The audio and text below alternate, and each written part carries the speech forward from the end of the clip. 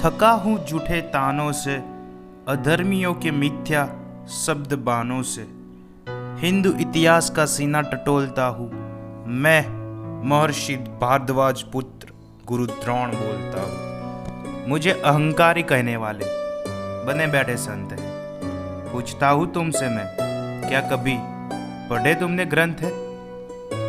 क्या जानोगे पीड़ा तुम मेरी, अभागा पिता में कैसे जीता था, जब पुत्र मेरा सत्तू का घोल दूध समझकर पीता था। तुम्हें दुख दिखता है अंगराज का, जो सारा जीवन मित्र महल में पड़ा रहा। मुझे मिला ना अधिकार एक गाय पर, मैं लाचार और बेबस खड़ा रहा। द्रुपद के समक्ष मेरा पुत्र खड़ा था और साथ मेरी अर्धांगी भी थी।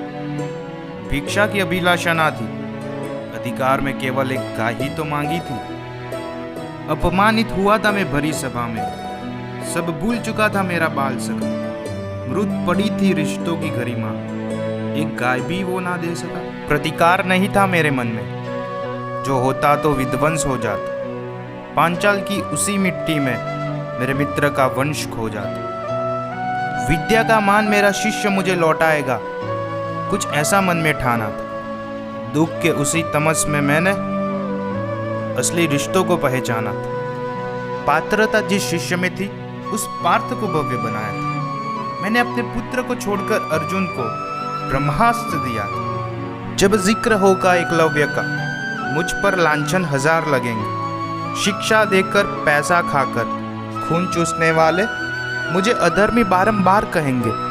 एकलव्य के अंगूठे का मुझे ना कोई मोह रहा था, पर मगध कुमार को शिक्षा देना मेरे लिए देशद्रोह रहा था। चोरी चकारी लूटपाट बिल लेते निर्दोषों के प्राण थे। क्या सैन्य शिक्षा दे पाओगे तुम किसी आतंकी को पाकिस्तान के? धर्म जान के लड़ा अधर्म से, बेबस और बेचारा था। पाप मेरा था इतना कि मैं पुत्र मोह का मारा था। आज भी हूँ आत्मचित्ता पर कि पुत्र अभिमन्यु का हत्यारा था। करुणा मेरी तब पता चली जब माधव ने हृदय टटोला था। गुरु श्रेष्ठ है गुरु द्रोण, ऐसा माधव ने बोला था। दिव्य जन्म था दिव्य तन मेरा, दिव्य शौर्य दिखलाया था।